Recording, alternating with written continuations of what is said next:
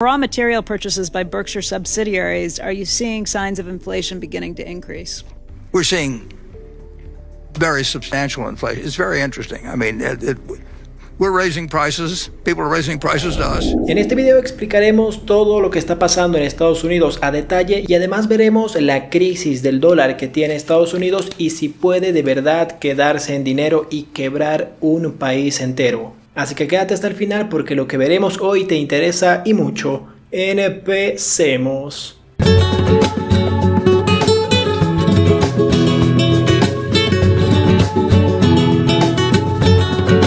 Como ya te había mencionado, más de 400 empresas se han declarado en bancarrota en los Estados Unidos desde comienzo del año. El peor dato desde hace más de una década, con miles de millones de dólares comprometidos de diferentes sectores en terremoto económico que no da señales de amainar, según los analistas. Las bancarrotas han impactado en un amplio rango de sectores este 2020 y 2021, en medio obviamente de la recuperación de la pandemia, pero las industrias centradas en el consumidor han sido perjudicadas desproporcionalmente, indicó la firma S&P Global Market Intelligence en un informe que abarca empresas cotizadas con activos o deuda superior a 2 millones de dólares y 10 millones en el caso de las privadas. Sus analistas Tayeba Irum y Chris Hodgins cifraban en 424 esas grandes bancarrotas acumuladas al comienzo de esta semana, lo que excede el número de tramitaciones en ese periodo comparable con la del 2010 por la crisis del 2008. Hasta finales de este año hay más de 4.200 empresas comerciales de todos los tamaños que se han visto acogidos a la bancarrota. Hay tipos de bancarrota según la ley estadounidense y las empresas comerciales generalmente se acogen al capítulo 11, que les permite seguir operando con un plan de reestructuración de deuda que debe ser aprobado por los acreedores, aunque otras optan por liquidar sus activos y cerrar establecimientos para saldar el pasivo. En total, según el American Bankruptcy Institute, la mayor asociación de profesionales de la bancarrota que informa a los legisladores, hasta finales de este año más de 4.200 empresas comerciales de todos los tamaños se han acogido a la bancarrota del capítulo 11, y su directora ejecutiva consideró que habrá un incremento en los próximos meses. La plataforma Bankruptcy Data, que se atribuye la base de datos más amplia, señala que hasta ahora 46 firmas han declarado deudas superiores a $1.000 millones,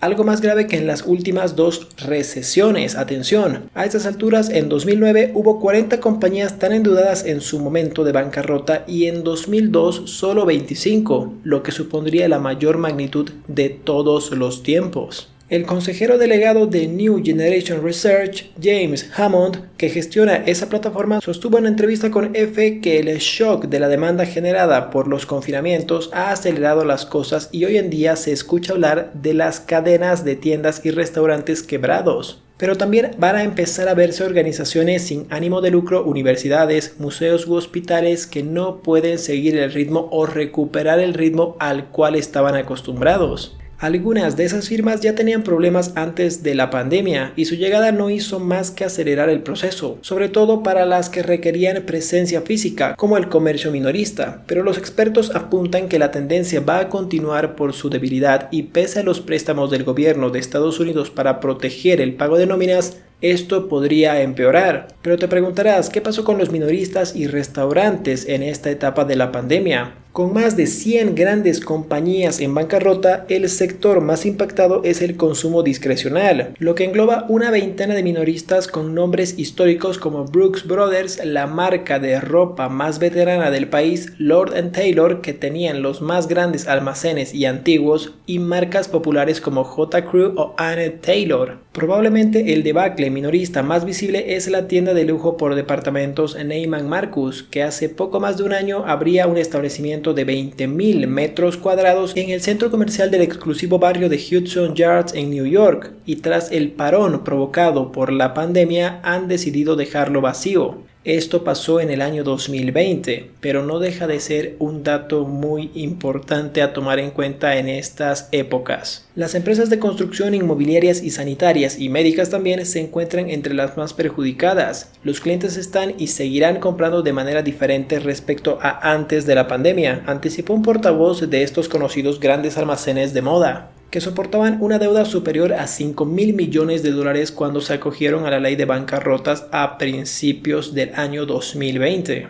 Otras víctimas de la ola pertenecientes a la restauración como NPC International, que operan las franquicias de Pizza Hut y Wendy's, afectados por el cierre de establecimientos, y como en New York por la ausencia del turismo, este ha sido un problema que ha asfixiado a gran parte de los locales comerciales, especialmente en Manhattan. Los siguientes sectores son el industrial y el energético, que abarcan juntos otras 100 grandes empresas quebradas, entre las que destaca Hertz, como ya pudiste haberlo visto si estabas inmiscuido en la bolsa de valores, que estaba especializada en alquiler de vehículos con unos 24.000 millones de deuda. El déficit presupuestario de Estados Unidos ascenderá a 3 billones de dólares este año, mientras que la economía estadounidense crecerá el 7.4% en 2021, su ritmo más rápido desde 1984. Esto lo pronosticó este jueves la Oficina Presupuestaria del Congreso, la CBO en inglés. Apunta a que el déficit será el segundo mayor de la historia de Estados Unidos desde 1945, solo por detrás del registrado en 2020, durante la pandemia, que fue de 3.1 billones. El déficit de este año supondría el 13.4% del PIB y será el triple del registrado en 2019, antes de la crisis derivada por la pandemia, de acuerdo con el informe. La CBO atribuye buena parte del aumento en el déficit al paquete de estímulos de 1.9 billones de dólares aprobado por el Congreso en marzo, pero tienen en cuenta que esa medida es temporal, por lo que pronostica que el déficit caerá a 1.2 billones en 2022.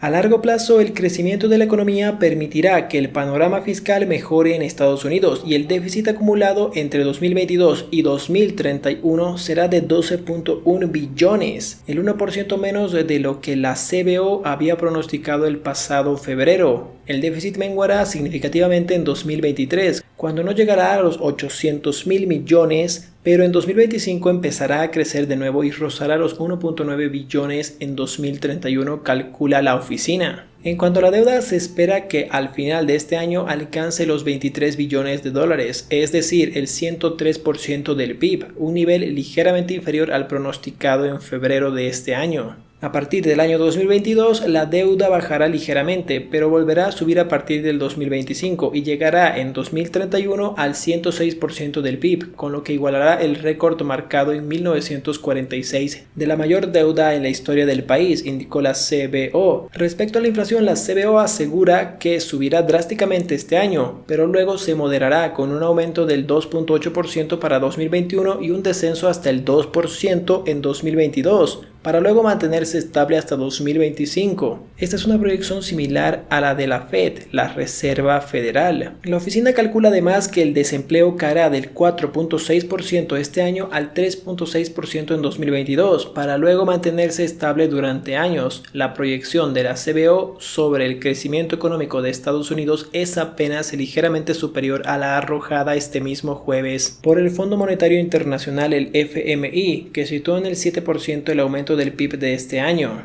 En este momento les voy a dejar un gráfico un tanto preocupante acerca del desempleo en Estados Unidos y un gráfico que demuestra que volver a la normalidad toma tiempo, de hecho años. En la crisis de 1929, en la crisis del 2000, en la crisis del 2008, pasaron años hasta que el empleo se pudo haber controlado a niveles normales. Pero extrañamente, desde el 2020 al 2021 ya volvimos casi a niveles normales prácticamente, y eso es muy preocupante. ¿Tienes idea la cantidad de dinero que se ha impreso para que esto ocurra? Y si crees que imprimir dinero no hay ningún problema en ello, pues estás en un error y tienes que ver nuestros videos claramente de nuestra lista de reproducción sobre finanzas personales, que de hecho es gratuito y lo encuentras en este canal. ¿Qué le pasa al dólar? Lo que hay detrás de la debilidad del todavía rey de las divisas, por ahora. Societe Generale dice, si la Fed tolera más inflación,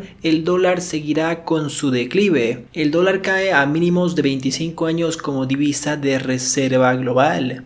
Estados Unidos es una de las economías desarrolladas que menos ha sufrido el impacto de la crisis. Tras lidiar con una contracción del PIB de 3.5% en 2020, en España fue del 10.8%, por ejemplo. Sin embargo, el dólar está mostrando cierta debilidad en los últimos meses y se enfrenta a un futuro un tanto incierto. Algunas de las políticas que están ayudando a la economía de Estados Unidos a salir del atropello curiosamente podrían estar dañando la fortaleza del billete verde, aunque es cierto que también existen otros factores externos que están impactando de lleno en el tipo del cambio del dólar. El índice dólar que confecciona la Fed, o sea el tipo de cambio del dólar ponderado con una cesta de divisas importantes, ha caído más de un 11% desde los máximos que marcó en marzo del 2020, en plena debacle de los mercados por la irrupción de la pandemia del 2020. No obstante, el índice dólar también está un 5% por debajo respecto a los meses de enero y febrero del 2020, por la caída más allá de la transición del sentimiento del mercado desde risk-off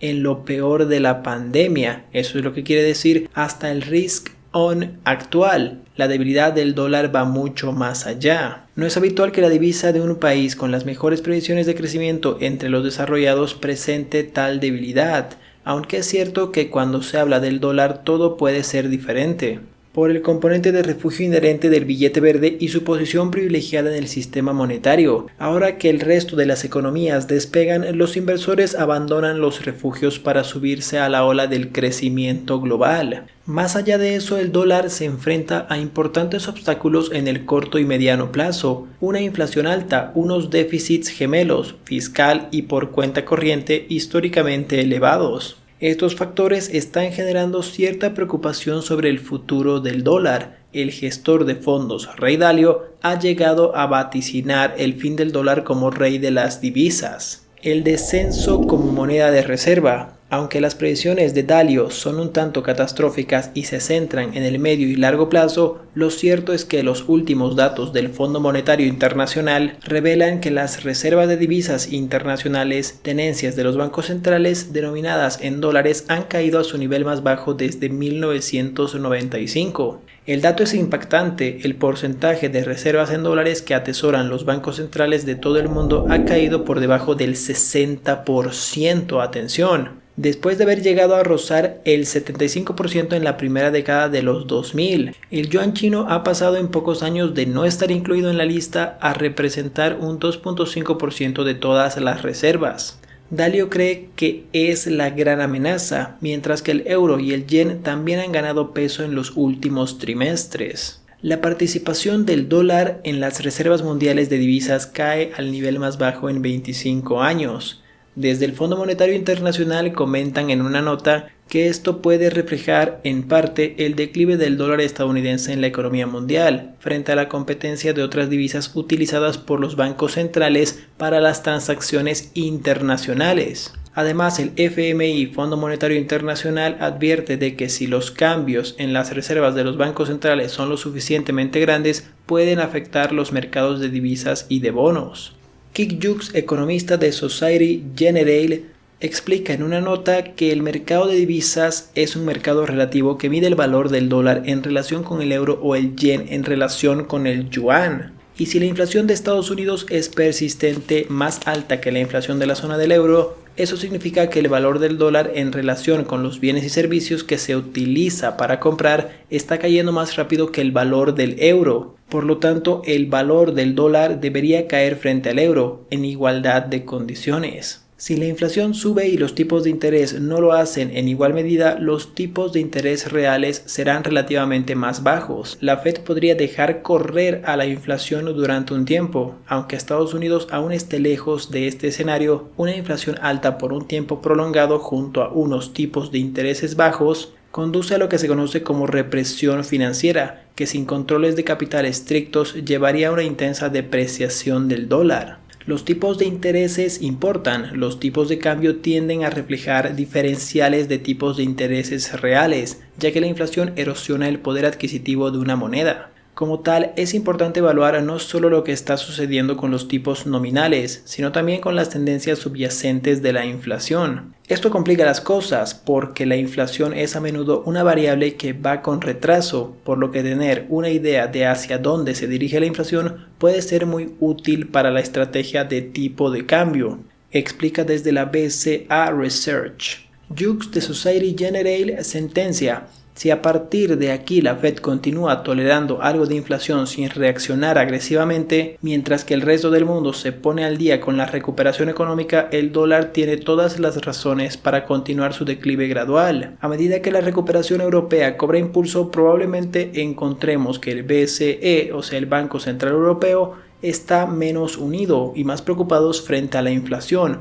transitoria o no, no lo sabemos. Es muy probable que el euro se beneficie de este contraste. Los grandes déficits gemelos. Otro riesgo para el dólar son los grandes déficits por cuenta corriente y fiscal. Los gigantescos planes de gasto de Estados Unidos están estimulando el consumo, pero también ensanchando la deuda de Estados Unidos con el resto del mundo. A medida que los americanos consumen más y más, también se incrementan las importaciones de bienes y servicios extranjeros, mientras que las exportaciones se mantienen constantes. Al final, ese déficit comercial y por cuenta corriente supone una venta de dólares para comprar bienes y servicios denominados en otras divisas, yuanes, euros, etc. A ello se une unos déficits fiscales históricos que están siendo financiados de forma indirecta por la Reserva Federal y su programa de compra de bonos en el mercado secundario. Al igual, ambos déficits suponen un incremento de la oferta de dólares en el mercado. Si la oferta de dólares aumenta más que la del resto de divisas y la demanda se mantiene constante, el tipo de cambio del dólar debería depreciarse.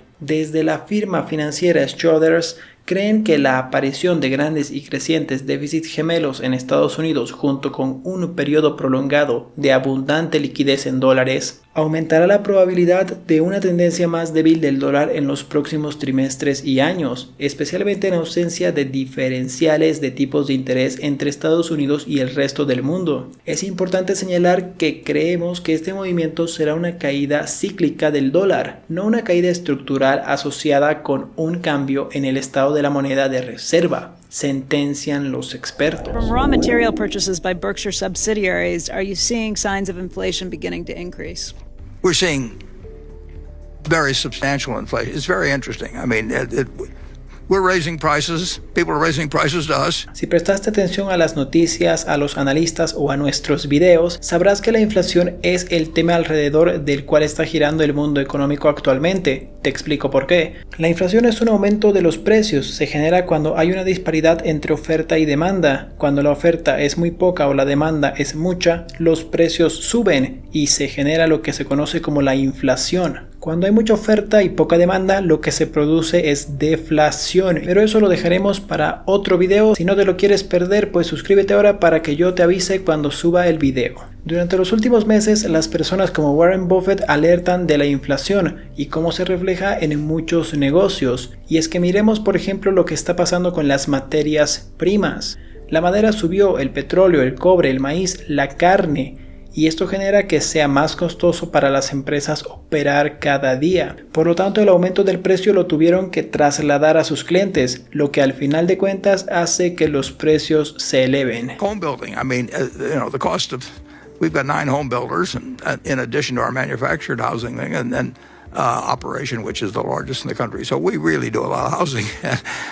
The costs are just up. Y es que no es de extrañarse que algo así suceda. Tienes toda clase de estímulos económicos por parte del gobierno y además tienes la cadena de suministros con problemas relacionados con la pandemia aún. Además de esto, con el invierno pasado en Texas y los recientes ciberataques a oleoductos de Estados Unidos frenaron la producción y destilación del petróleo. Entonces tienes una demanda fuerte y una oferta que no puede llevar el ritmo. Y por supuesto esto se traduce en precios más altos aún. Pero dime, si yo no viviese en Estados Unidos, ¿cómo puede afectar la inflación a mi país? ¿Y qué tiene que ver esto con la bolsa de valores? Bueno, la respuesta es que si hay una inflación grave, la Fed está obligada a intervenir el mercado. Por un lado, subiendo la tasa de interés y por otro, recortando la inyección de dinero que está sosteniendo el mercado. Y de esta manera controla la demanda y para la inflación. Pero si hace esto, corre un riesgo de que todo el sistema mundial se caiga y que el precio de las acciones se vayan al piso.